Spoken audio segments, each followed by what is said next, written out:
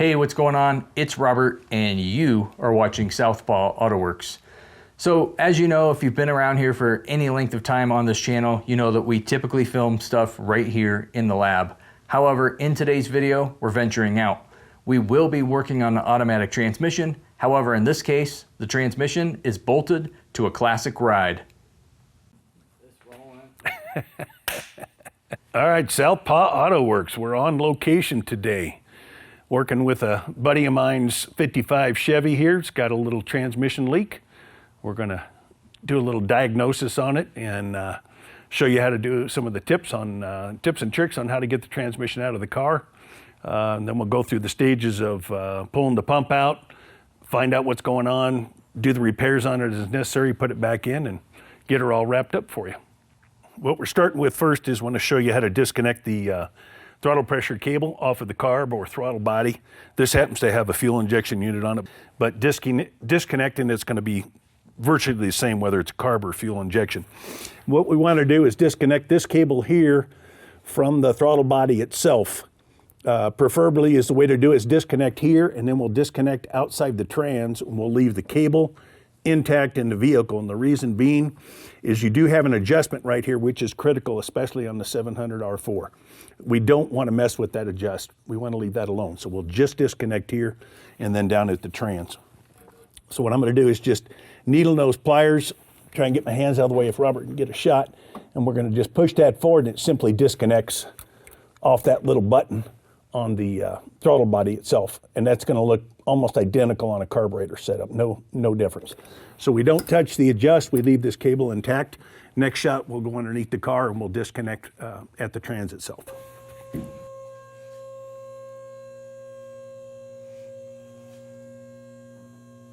All right, so we've got the 55 up in the air on the lift. We're working on the passenger side of the trans here. And what we're gonna do is try and disconnect our cable right here. Throttle pressure cable goes into the top of the trans, kind of there on the side, on the passenger side. What you'll normally have is a 10mm bolt right here, and I've got that loosened up just a little bit. I'm gonna work that out, and then we're gonna pull the cable up and out of there, and then we're gonna have to use some pliers to disconnect the cable itself from the link that goes down into the trans itself. Okay, we've got the bolt out of the throttle pressure cable here. You can see it's loose a little bit. All we've got to do is grab that housing and pull out or up. Okay, we've got it out of the trans, but then the key to it is, if we can, come right off without me even fiddling with it. Let me get a shot here, see if we can get that link so that you guys can see what we're doing here. Get that back up out of there. Where's our link? Right there. Okay. So the key to this was trying to get the link here that's currently on the end of my needle nose pliers off of the cable. And if I can tip that up, you can see the hole in the cable right there where my needle nose pliers are. So once again, when we go back together, we'll hook that link, pull it up out of the trans, and then slip the cable over it, slide it back in, and bolt her back down again. That leaves the cable free. We don't have to take that down with the trans. We'll just kind of move that to the side, and we're ready to keep taking stuff off. We've got to go after drive shaft, cross member, and then we'll show you a little close-up on removing the bell housing bolts. So what we're going to show you now is getting the torque converter bolts out. A lot of times you would have a tin cover that would go over this here and cover up your torque converter, everything. That's already off the trans, so we've exposed the converter and the flywheel, or flex plate as they call them. This GM product's got 3 torque converter bolts we've got to get out. What we've got here is a flywheel tool, flywheel holding tool. Pretty cool little product here. Allows us to grab a hold of the teeth on the flywheel, rotate it so that we can get to each of the bolts. It'll also allow me to hold that flywheel and engine from turning when I go to break the bolts loose.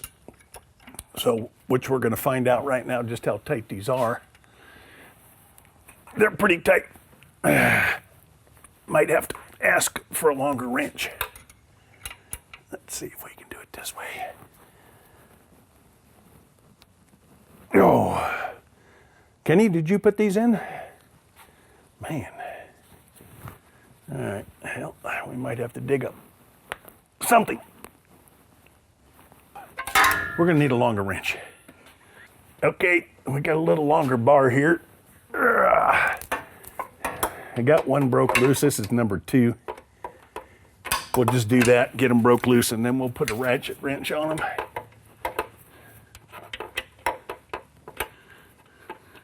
And a teachable moment here, by the way, when you're rotating the engine, it's always clockwise. Doesn't make a whole lot of difference on some of the older cars, newer cars with timing chains, overhead cams. If you were to rotate the engine backwards, you could actually cause that timing chain to skip a gear or skip a tooth on a cam sprocket and actually throw it out of time. So I always told the students, remember to turn the engine clockwise no matter what. We're not getting much of a turn out of this. All right, let's see if we got enough to get the ratchet wrench in there. Okay.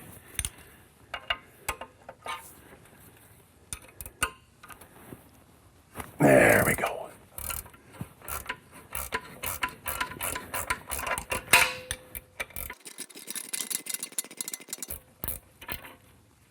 All right, 1 down, 2 to go.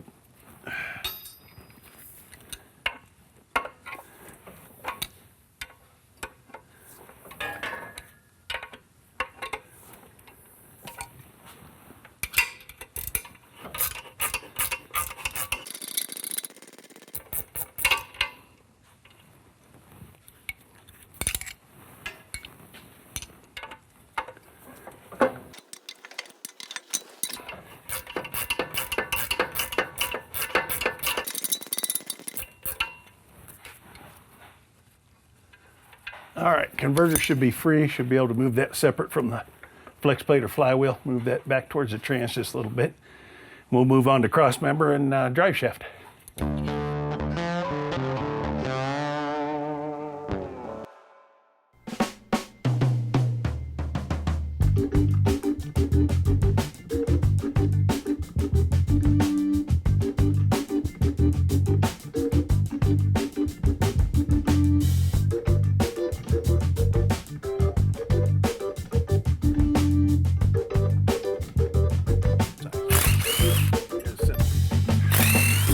I just wanted to do a little faster, you know. Last of the drive shaft bolts and straps right here.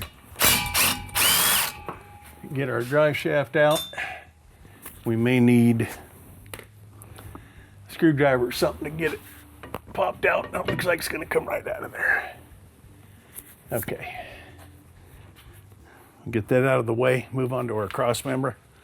What I like to do just for a little teachable moment, to save the transmission and the hair problem, I take a rag, wrap it around the extension housing right at the seal. That way when I pull the drive shaft, if there's some residual oil, I'm not wearing it in my hair. If I can get that to stay on there. There.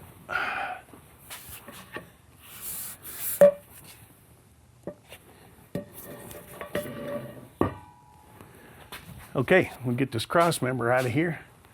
How about a 5/8 socket, please?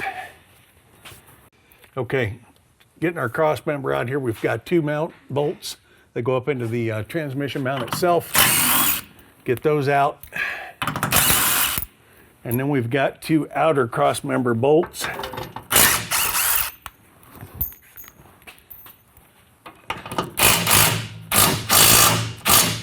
Wow. We may have to wait on this.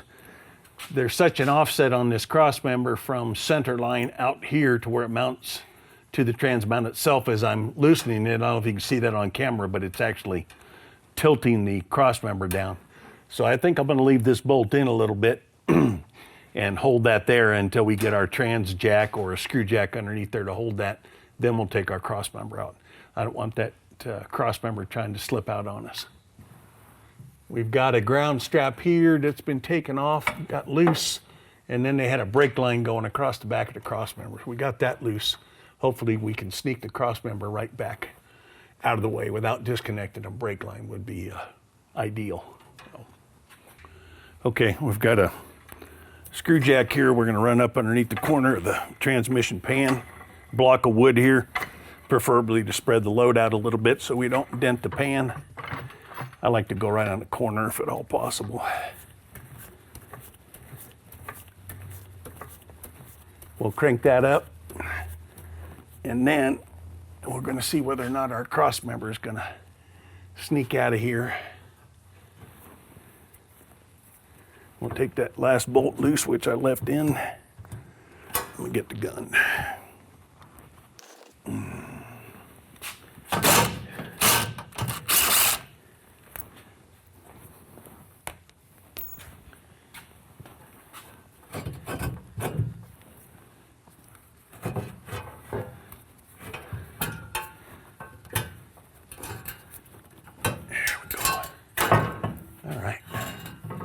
What we're going to do is just tuck that cross member in right there and leave it. Not even hassle with trying to get it down and out of there. Now the key will be whether we should have pulled the pan off first before we let this down, because I don't know how much exhaust and or engine mounts are gonna, yeah, we may have to use a second screw jack. Let's see how far she drops down here. And this is gonna wanna pee on my head. Let's come on down. See what we got. Oh yeah, now. We are kind of hanging on the engine mounts and or exhaust, which is probably not ideal, but what we can do is support it slightly and just go right to the flex plate or flywheel there. Take the weight off. That'll leave us open. We've got to get the pan off and remove a filter and a lockup solenoid, because we want to stand this thing up with the pan still intact. And that's not going to allow us to get the pump out unless we remove those two items first. So we'll pull pan next. You want this one going, Robert?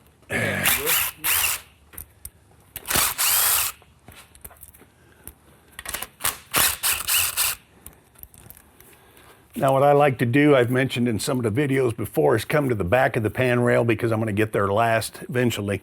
I'm going to tip the front of it down. So what I'm going to do is I'm actually going to loosen a few of those and then run them back up real light, so that when I do get all the bolts out and I go to break the pan loose, it hopefully does not come flying down on us and make a mess. That way I can back those bolts out real slow and easy.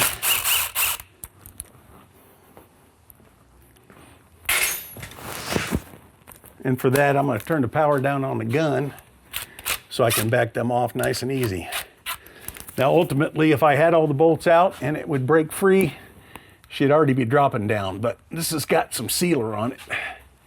So I'm going to take my screwdriver, which is not going to be enough. Pocket screwdriver, I don't think. All right, we're going to need a bigger screwdriver and a hammer. Okay, so what we're going to do here is try and take a scraper and a hammer and come in at the seam of the pan itself. Last person here put a lot of silicone on the pan gasket, so it's going to stick on there pretty good. We're going to have to kind of force it off of there. Oh, leaving the, excuse me, leaving those bolts in the back of the pan so this thing hopefully doesn't fly down too far on me and make a mess. We've gotten through there pretty good. All right, it's coming down pretty easy. There. She jumped a little bit, scared me. We don't have a big drain pan to work with here, so we'll work our best and try not to make too much of a mess. Whoa. Got a new ring for the impact. All right, so I'll get the last couple pan bolts out. That's what I used to like to do, is just walk that baby on down. Normally I'd have a big splash pan here. Walk the pan down so that we don't do the sploosh all over the pan, all over the floor. Now, with the sealer, she's gonna stick. All right, that's not too bad. Avoided most of the mess. Cool. Now what we've got to do is drop our filter And then right here is a lockup solenoid. Okay, so we've got 3 items we've got to remove in order to pull the pump out after we get it out of the vehicle. We've got to remove the lockup solenoid here, 2 10mm bolts, drop that down and out of the way. We've got to pry the filter out of the pump. And then on this guy, because it's a little later on the 700s, it's got a auxiliary valve body way back here in the back, and this tube that also goes into the pump for the forward clutch circuit. So we'll remove solenoid, filter, and that tube, which will require removing 2 bolts here and back here, which are little clamps or little hold downs for that tube so it doesn't fall down or get pushed down out of that valve body. Once we get those out, we'll stick the pan back on with just a couple of bolts to hold it, continue removing the transmission.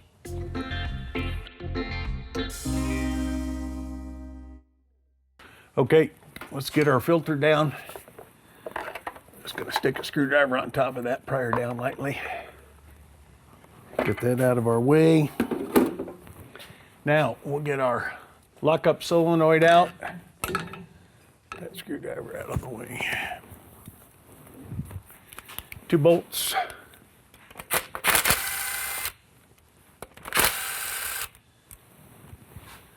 And while I've got the impact out, we're going to go ahead and take the 2 bolts, one here with this little hold down clamp and one over here, which will allow that tube to come out. Get those little hold downs off of there. Earlier units would not have this tube. It doesn't exist, and therefore, of course, you would not need to remove that tube to get the pump out of the trans. Lockup solenoid just has an O-ring. Shouldn't be real tight fit, so what I do is pocket screwdriver or something and just kind of pry down on that. That extends up into the pump body itself, seals with that O-ring. If you try and take the pump out without that being removed, you'll damage that. Same thing with the filter, and then of course this tube is going to go in there too. So like Andy showed, there are 2 bolts that retain or hold in that torque converter solenoid. Get those 2 bolts removed and the solenoid will come down and out of the pump. What we didn't see here is the harness. So for whatever reason, there is no harness attached to this solenoid. Typically there's a harness hardwired right into that solenoid. So in order to get the solenoid out of the trans, we would not only need to remove those 2 bolts and remove the solenoid from the pump, but now there would be a harness to deal with, and we'll cover that in another video. We're going to need a larger screwdriver for the tube itself. Place to pry on that. Pry it down a little bit. There it is.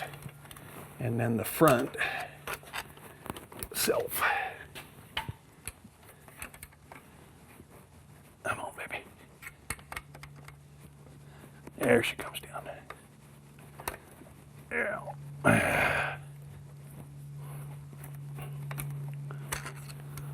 Okay. There we go. All right. So that'll allow the pump to come out the front. We're going to stick our pan back on with a couple bolts, finish taking the unit out of the car. All right. Slip the pan back up. A couple of bolts will be sufficient for now.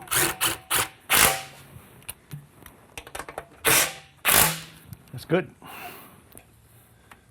All right, so we're trying to get our cooler lines disconnected at the trans.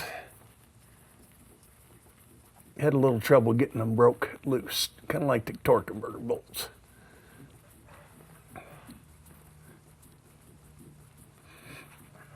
All right, what I'm going to do is take one of the rags here, stuff it in there. Try and prevent some of the mess. All right, we got 1 out of 2. The other one I can barely see, but I can get a wrench on. Might go this way.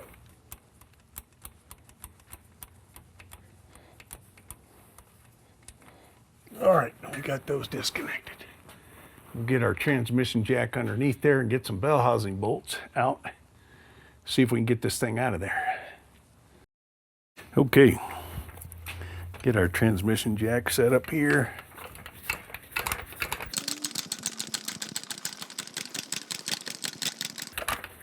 So what Andy's got for a plan of attack is going to be backwards from the way we'd normally use this transmission jack. And I think we need a little oil. There, she's a little old and rusty like me. Normally we would set this jack up this direction with our tilt front back handle towards the back. But as I've learned over the years, if we go backwards, what I want to do is set this up on here, the trans jack and the trans on here. By putting that handle forward, I can tip this thing a lot further backwards. And what we're going to do is try and do the repair on the jack rather than taking it off and standing it straight up, which is what I would have normally done. Unfortunately, we got a drain plug in the way to deal with, but we've got a couple shims. I'm hoping we'll adjust for that and see if we can get this to set on there fairly level, avoiding the drain plug. Okay, see how this works out. Oh, that's nice. Okay, I'm gonna remove the screw jack, or at least loosen it up a little bit. Take some of the tension off. And we're going to let the trans drop down as far as it'll go. That's about it right there. That gives us a little better access to get over the top of the bell housing and get to the bell housing bolts. Okay. All right, got our trans jack positioned underneath here. I've already removed several of the bell housing bolts. We just got a couple of the bolts left in there. Take out.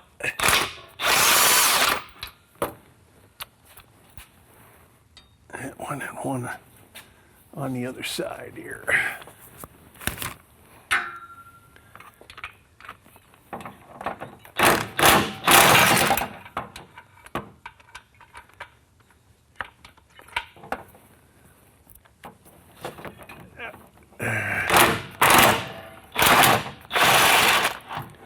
Okay.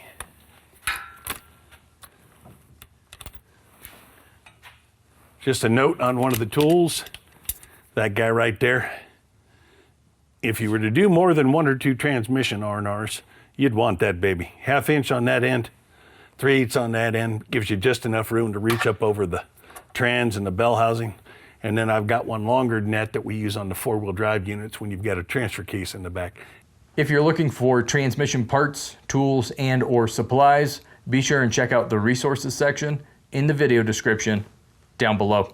So that should be the last of our 6 bell housing bolts. I took the bolt out of the one holding the dipstick tube already, and I gave that a little shove upward to pop it out of the transmission itself. I don't know if you've seen that trans is already moving out of there. Looks like the front end's a little heavy. So I'm going to try and tip that back up a little bit. There we go. Just a little bit. And then as we go to drop it down out of here, I'm going to constantly watch and make sure that we don't catch any wiring, catch the cooler lines. They like to stick on the bell housing, stick on different parts, and just kind of get drugged down with you. And we try not to bend those too bad. These are puking all over the place now. I want to shove them over to the other side here. Hopefully out of the way. A little bit of wiring to check on, make sure we don't get stuck. Got the filler tube over here. And well, to keep dropping her down. Oh, we were stuck on the cable.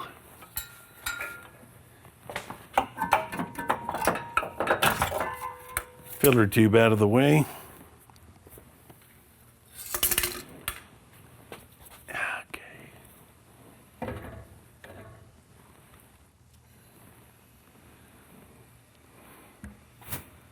There we have it. Pizza pie. Filter tube, or the cooler lines are dripping on us over here. Try and wrap those up a little bit better, but I think they're gonna make a mess. All right, we need a little bit of air to release the lock on the transmission jack. There it is.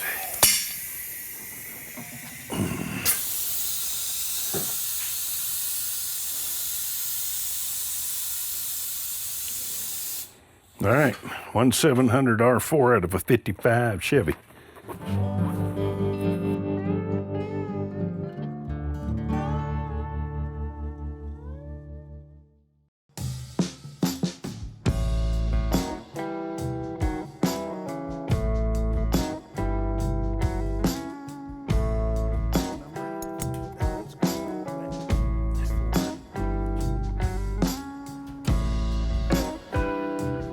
And that's rolling. This is rolling. Can you clap for me? Yep.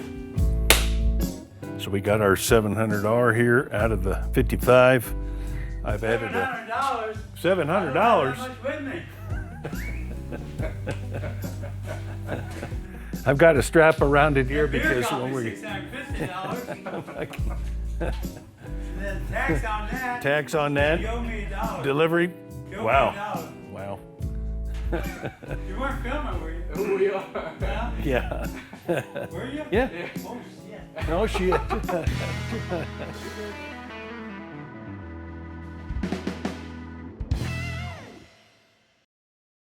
So we got our 700R removed from the 55 Chevy on the jack. I've added a strap to it because what we originally planned on doing was pulling the converter and then tipping it on the jack far enough to allow us to remove the pump. The issue is that when you want to pull a pump on just about any automatic transmission, you're concerned that any of the other components that might walk out or come out with the pump itself. The taller or straighter you've got it standing up, the less chance of components coming with it, less hassle of having to go in any deeper in the pump, and obviously we don't want to do that. We're just going to pull our converter out for now, hopefully not make too much of a mess, and then we'll get some bolts out of the pump. Here we go. All right, do it as quick as possible, least amount of mess. We'll pull our pump bolts out. Got 7 pump bolts here to remove. Other way.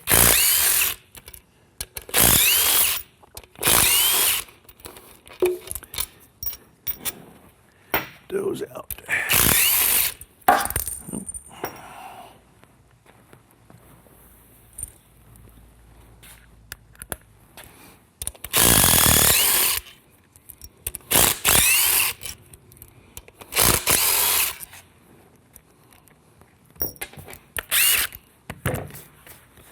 Okay, and of course I don't have the pliers. Yeah, I got some pliers up here we can use.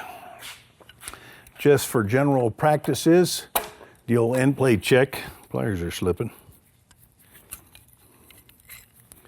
We'll just make sure we rotate okay and that we've got some forward to back movement. Very little there, but we've got a little bit. The whole jack and everything's moving. Issue we run into now we didn't plan for, Andy didn't think far enough ahead, is I was not going to use a pump puller to get this pump out, so we didn't bring a pump puller. I was figuring we were going to stand it up on some buckets, which we may have to do, and get inside as in have the pan off and pry the pump out because we don't have our puller to extract this. So we'll work on that next and figure out what the hell to do. So.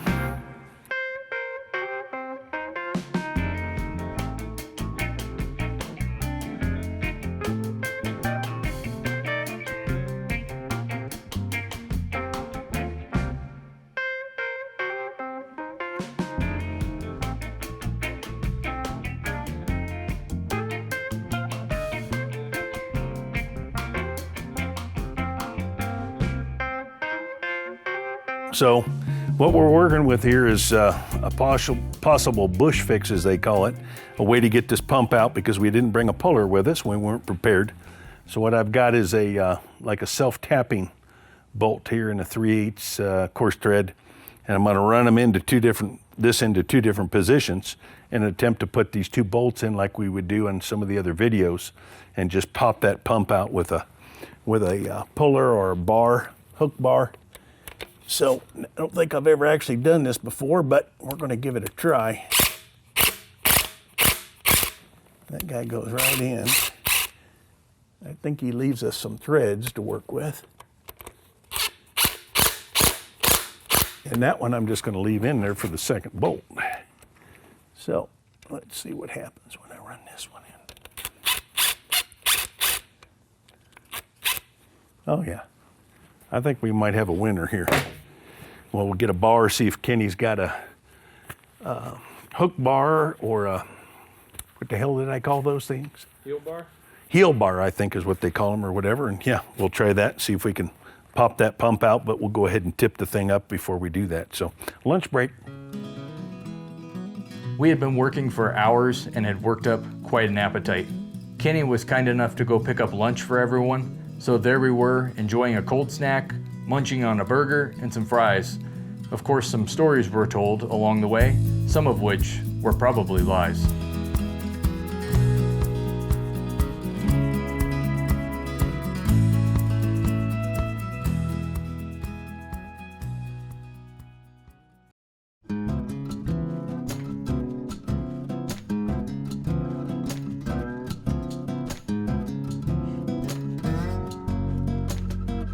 Okay, we got our trans tip back here a little bit.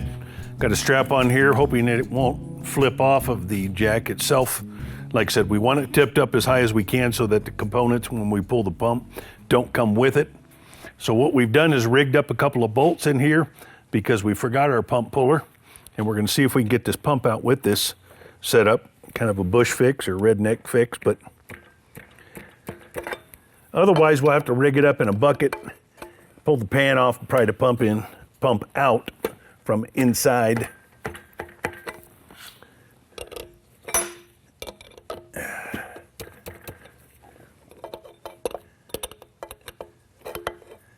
It's not working too bad. Yeah. We're gonna need something for a spacer here. Get a little bit more pull. There we go. Yeah, still not enough.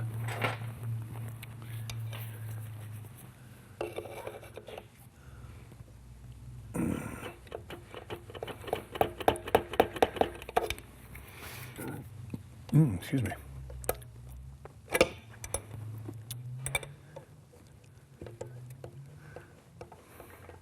Can't get much closer than that.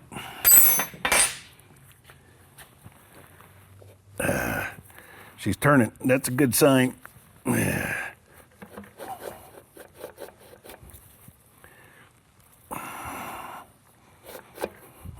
Well,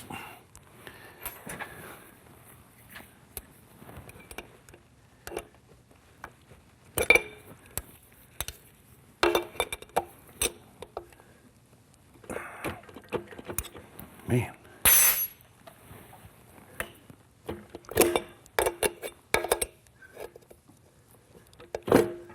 Oop, oop, oop, oop, oop. There it is, kids. Just try not to make too much of a mess. That pump on there. Now, probably need to get our converter out of the shot here. What we're gonna do, take the pump bolts out, split the pump, take a look inside, see what we can see as far as the bushing and seal.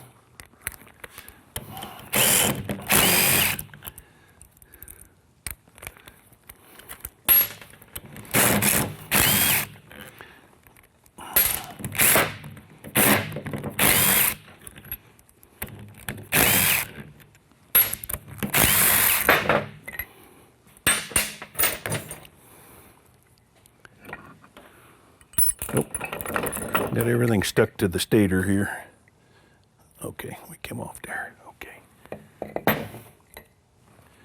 All right, so our rotor came out, some of the vanes, and one of the pump rings here came out with it. No big deal. I don't like the fact that the vane is stuck in the rotor itself. That should not be sticky in there. That shouldn't be moving freely. Anyway, we'll get those out of the way. Have a little bit of a mess here, but not too bad.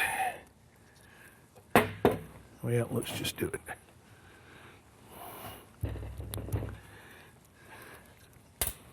it. So what our goal is to get in here and see this bushing itself right in here. That bushing is what's going to ride on that converter hub, and we don't want to see too much slop in that itself there, as in wear. That bushing's got to be able to support the converter itself and not allow too much oil to get passed from this pocket here, past the bushing itself, past the hub to get to the front seal. You got to have some there to lubricate and cool it. If too much gets in here, it'll blow past that seal itself. What I'm seeing right now is not a big issue. We're seeing some pretty good wear on the bushing itself. What I was concerned with is if this bushing walks forward up against the seal itself, there's a hole in the pump itself. Let me show you another pump. Right here to this hole. That's a drain back hole that's going to keep the oil that leaks between the bushing and the seal, or the bushing and the hub, gets into this pocket, has to go back through here, have an escape route, if you will, and not build up too much pressure to push past the front seal itself. The next step on this, I think, is we're going to have to knock the seal out of this pump body itself, because I'm still not really seeing a issue as to why this thing was leaking. So we're knocking the front seal out of this pump because so far we do not have a good reason for it to leak.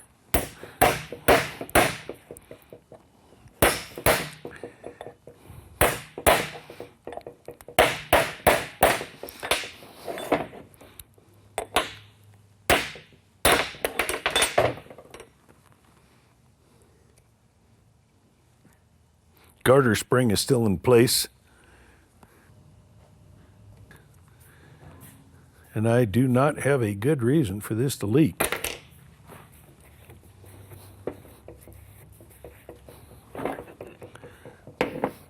Seal surface on the pump doesn't look too bad. There's a little gouge right there, but I don't think it could have seeped past that itself.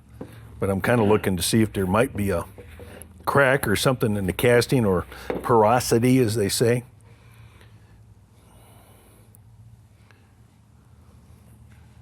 Kind of wondering if maybe when we drilled the drain back hole out, if we might have broke through the casting there or caused a crack. But I can't see anything with the naked eye, so I think what we're going to end up doing is replacing the pump body itself with another casting, put a fresh bushing and seal in it, reuse our stator half, but we've also got to address the rotor, because we've got those vanes that are sticking in two different spots. So we'll either just replace this rotor, or we'll come in with a file and just clean it up a little bit. I think there was a little bit of trash may have gone through here when it was first run. And the reason I say that is down in the pump, right around the outside diameter where that rotor rides, we can see kind of a wear pattern. And I can actually feel that with my finger. And that should be literally perfectly smooth itself. So what we're talking about is this little pattern right across here. And that's just about the width of where the rotor itself rides. And you can see some pretty good scratches on that too. So I think our best option here is just to replace the pump body, seal it all back up, and go back together, and we'll be good.